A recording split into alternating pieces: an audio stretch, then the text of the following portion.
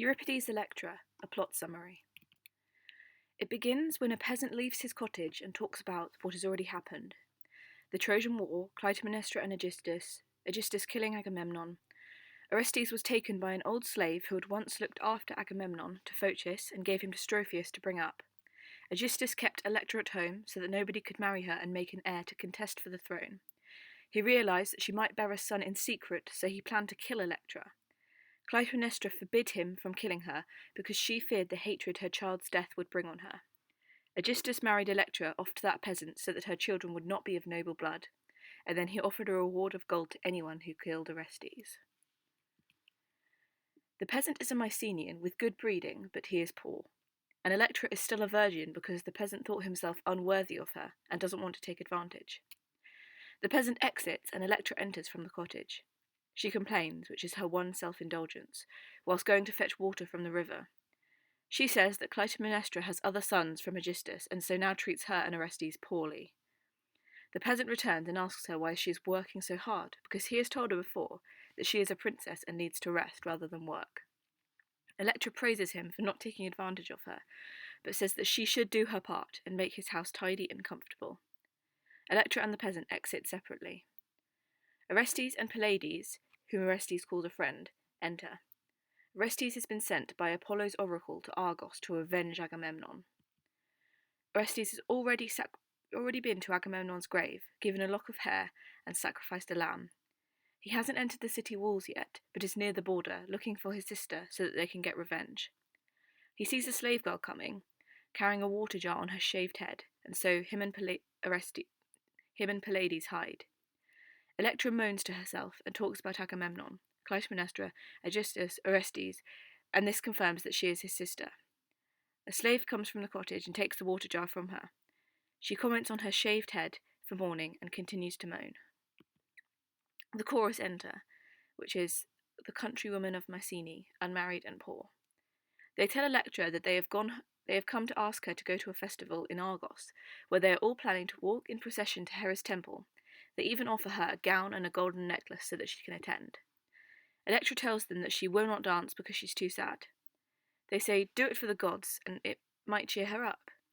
Electra says that she is in mourning, banished from her home, and living in conditions below herself, and she will not dance because she is too sad. The chorus blame Helen for this. Orestes and Pylades approach. Electra sees them and says that the women should run, but Orestes says, don't run. Electra prays to Apollo not to let them kill her. He takes her hand. There's no one living whose hand I have more right to take. He tells her that he is a friend of her brother, and this calms her down. He tells her that her brother is alive and moving from city to city. Electra tells him to tell Orestes that her face is wasted with grief, and that she has cut her hair off. This is a Scythian scalp, and it's her form of self-martyrdom. He asks her why she lives so far from Argos, and she tells him about her marriage. It's a living death. She has a Mycenaean husband and she's living out of the city. He's poor but generous-hearted, and he shows me reverence. This pisses Orestes off because she is married below her station. She tells him that she is a virgin because the peasant thinks he's unworthy. The peasant fears that Orestes will punish him. Orestes says he seems like a good man and should be rewarded.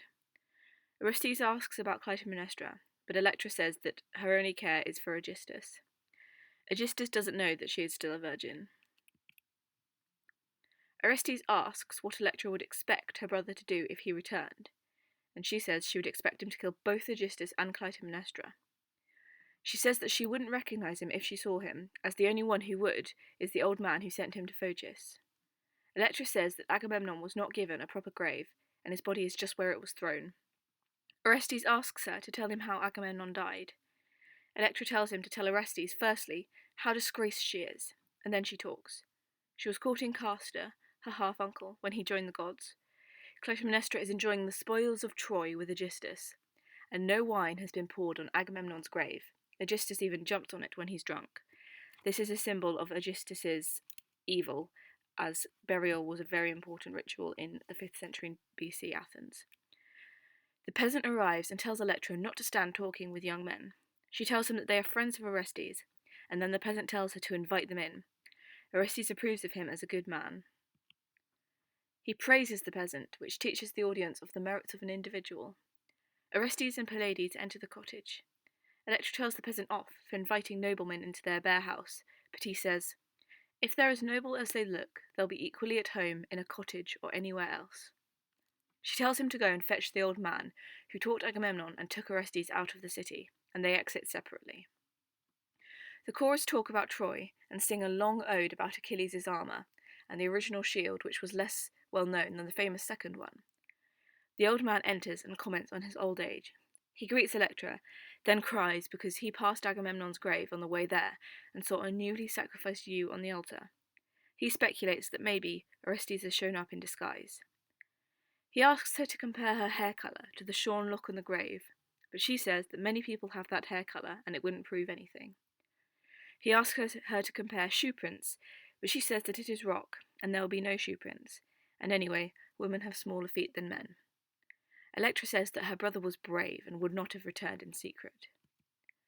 The old man says that maybe Orestes would be wearing the cloak that she had woven for him long ago, and Electra says that he clearly would be too big for that now. Orestes and Pylades come out of the cottage. The old man notices their nobility, but says it may be counterfeit. Orestes asks Electra who this is, and she says that it was the man who looked after Agamemnon as a child and took Orestes away. He queries why the old man is staring at him and walking round him. She says that perhaps it is because he is Orestes' friend. The old man tells Electra to look at Orestes. He asks her if she can see her brother. She doesn't believe him. The old man shows her the scar on Orestes' brow and explains that the real Orestes fell and cut it when chasing a fawn with her when they were younger. She suddenly recognises and embraces her brother. The chorus sing in praise of Orestes' return. There is a choral song which separates the waiting for Orestes and the actual murder. Orestes says that he is there for revenge on Aegisthus and Clytemnestra, and he asks what to do next. The old man says that he won't be able to get inside the walls because Aegisthus is so scared of Orestes that he has guards. On his way, the old man saw Aegisthus preparing a sacrifice, with some household staff but no Argives, and so nobody who would recognise Orestes straight away. The slaves would support Orestes. Slaves will always serve success. That's in your favour. The old man tells Orestes what to do. To stand where Aegisthus will be able to see him from the sacrifice, and then Aegisthus will invite him over to join in the feast, and then he should make up the rest as he goes. Orestes asks where Clytemnestra is. The old man says that she is in Argos because she is hated and afraid of insults from people. Electra claims the murder of Clytemnestra for herself. Electra tells the old man to go and tell Clytemnestra that she bore a son 10 days before. This is us seeing Electra manipulating her through her maternal instincts, as we all know that Electra is still a virgin and so can't have had a son. Electra knows that she will come and weep over my son's low birth. She tells him to show Orestes to where Aegisthus is, and then proceed to Clytemnestra to tell her the news. They all pray to Zeus, Hera, and Agamemnon, which is the powers above the earth and those below. She says that if Orestes dies, she will commit suicide. They all leave.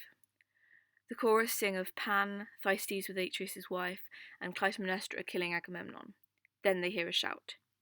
Electra enters and says that she heard it too, assumes it is Orestes dying, and says that she has to die. A messenger, one of Orestes' servants, enters shouting victory. Aegisthus is dead. Electra doesn't recognise him straight away. She asks how it happened. They stood near the sacrifice cutting myrtle leaves to make a garland for Orestes. Aegisthus saw them and asked who they were, and they said that they were Thessalians, going to Alpheus to sacrifice to Zeus. Aegisthus told them to stay with him for the night and join in the sacrifice. The slaves guarding the king put down their spears and set up the sacrifice. Aegisthus threw barley onto the altar. He prayed that evil would oppress his enemies, but under his breath Orestes prayed to once more possess his father's house. Aegisthus cut a tuft of hair from the bull, then lit it on fire, and the slaves cut its throat. Thessalians are experts at cutting a dead bull skillfully, so Orestes took the sword and cut it professionally. In the entrails, the liver lobe was missing, and the portal veil and gallbladder showed evil visitations, which are bad omens. Aegisthus saw and was scared that Orestes would come home. Orestes asked for another sword to split the breastbone. As Aegisthus bent down to pick up the parts, Orestes struck him on the joint of the neck, shattering his spine. The king's guard took their spears, but Orestes said that he was Orestes and was only getting revenge. He was recognised by an old man of the house, and they all cheered and put garlands on him. The chorus sing in joy at hearing this news. Electra goes into the cottage to get a crown for Orestes to celebrate. She returns with 2 crowns. Orestes and Pallades, followed by others bearing the body of Aegisthus, also enter. She congratulates him and gives each man a crown. Orestes tells her to praise the gods first, and then he shows her the head of Aegisthus, and says that Electra can do what she wants with it. She says, "Shame makes me fear to insult the dead, lest sharp resentment point at me." Orestes convinces her to say what she feels. Electra speaks to Aegisthus' head. She and Orestes had done no harm to him, yet he ruined them. He committed adultery with her mother, then killed the Trojan war hero, even though he himself never went to Troy. He is to be pitied if he dreams that she who cuckolded one husband will not cuckold 2. He married above his station, and so people always call him Clytemnestra's husband. People only talk of the wife. He also cheated himself. The chorus say that justice has been achieved. Electra tells the men to take Aegisthus' body away so that Clytemnestra doesn't see it before her throat is cut. Orestes sees Clytemnestra approaching, and his love for her is stirred. He suddenly has doubt over whether they should kill her. She brought me up, she bore me. How can I take her life? Orestes calls Apollo's oracle blind brutality. This is the only reason he feels he needs to carry out the death. Electra is surprised by his doubt and is adamant that they will kill her. Orestes enters the cottage. Clytemnestra enters the stage with female slaves. The chorus greet her. Clytemnestra talks of her slaves and riches, but says that they are small compensation for Iphigenia's death. Electra says that she is also a slave and banished. Clytemnestra tells her side of the story. Agamemnon brought on his fate through treachery. When she married him, she did not expect to die or to see her children die. He lured Iphigenia to Aulis with lies about Achilles and then sacrificed her. If he had had a good reason, for example to avert the capture of his city, to save their other children, or to exalt his house, then maybe he could be forgiven, but his only reason was Helen of Troy. Then he brought home Cassandra as a second wife. She only had an affair because he did. Men are to blame, but are not criticised. He'd have killed me if I touched his son. He killed my daughter. Why should he not die? She tells Electra to speak freely about her opinions. The chorus say that a wife should accept her husband's judgment. Electra asks if she truly can speak freely, and Clytemnestra confirms it. Electra speaks. Helen and Clytemnestra were both beautiful but bad. Helen embraced her corruption. Clytemnestra destroyed the life of the most noble man in Hellas. Clytemnestra claims that this was because of Iphigenia, but before that had even happened, she was at the mirror, beautifying herself. A wife shouldn't need to do that when her husband is not around unless she is seeking a new lover. She didn't even want Agamemnon to return. If Troy lost a battle, she would wince. She had the chance to be the good sister after Helen's saga. She took Agamemnon's riches as her dowry for Aegisthus. Electra and Orestes must kill her to avenge their father's death, for if the one revenge is just, so is the other. Clytemnestra says it is fine that Electra has always loved her father more. This is the Electra complex, which couples the Oedipus complex. She regrets her actions now. Electra asks why she doesn't bring Orestes home now if she is guilty. Clytemnestra is scared that he will take revenge. Electra says that she will put her anger aside because she is scared of Aegisthus. Clytemnestra asks why Electra is in such a dirty and poorly dressed state if it's 10 days after the birth. Electra asks her to offer the 10th day sacrifice because she's never had a child before. Clytemnestra says it's usually done by the woman who delivered her, but Electra says she delivered herself, and this really shocks Clytemnestra, who is used to slaves and being waited on hand and foot. Clytemnestra says she will do it as a favour, and then go to her husband's sacrifice. She enters the cottage, followed by Electra. The chorus sing about Agamemnon's death and Clytemnestra's part in it. Clytemnestra's voice is heard begging not to die and screaming. The chorus hear them. Orestes and Electra emerge, overcome with horror, while attendants carry Clytemnestra's dead body. Orestes looks at the 2 dead bodies and speaks in grief. Electra also seems shocked and grieving. She is guilty. The chorus say that Clytemnestra's fate was justified. Orestes asks where he will go, since he committed matricide. Electra asks who will accept her and who will marry her now. The chorus says that Electra was wrong to force Orestes' hand. Orestes says that she showed him her breast as he struck her. Electra says that Clytemnestra put her hand on her face, whilst imploring her to spare her. Then she hung around Electra's neck so that the sword fell out of Electra's hand. The chorus ask how they could bear to do it. Orestes says that he held his cloak over his eyes while he drove the blade into her throat. He tells them to cover her body and close her wounds. The Dioscuri appear above the house. This is Castor and Polydeuces, the half-brothers of Clytemnestra. They say that they were witnesses to Clytemnestra's death, and that her fate was just, but their actions were not justified.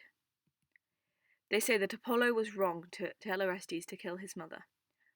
They now tell them what to do. Give Electra to Pallades as wife. Orestes cannot enter Argos. The Fates, or Furies, will be chasing Orestes until he reaches Athens, where he must cling to Athena's image in her temple. When Athene holds her Gorgon shield over his head, the Furies cannot touch him. Orestes will stand trial and be acquitted because Apollo will take the blame. Aegisthus will be buried in Argos. Clytemnestra will be buried by Helen and Menelaus. Helen never actually went to Troy, and it was just a phantom Helen to stir up trouble, according to the Dioscuri. Pallades and Electra will leave to Phocis along with the peasant, whom they will make rich. The chorus ask why the Dioscuri didn't protect Clytemnestra, but they say, necessity led where it had to lead. The blame all goes to Apollo and the curse on the house of Atreus. Electra complains about leaving her homeland. The siblings are sad to have to leave each other. They embrace. Castor tells Orestes to head to Athens, and they both exit, as do the Dioscuri. The chorus say farewell.